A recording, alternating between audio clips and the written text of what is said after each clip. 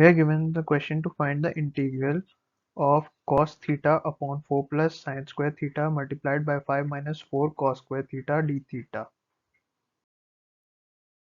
So here's the given question. At first, we'll just convert cos square theta into 1 minus sine square theta so that we can get the term as 1 plus 4 sine square theta.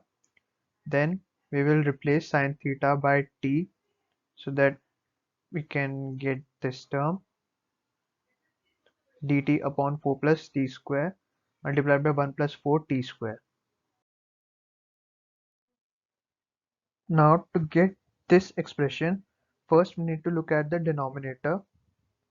We take the denominator 4 plus t square plus 1 plus 4 t square. We look at the peculiarity of the problem. Coefficients in the denominator are exchanged.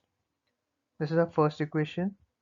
So second equation will be to add the denominators. So 1 plus 4t square plus 4t square is equal to 5t square plus 1, and we subtract the denominator to get another equation, that is 3t square minus 1.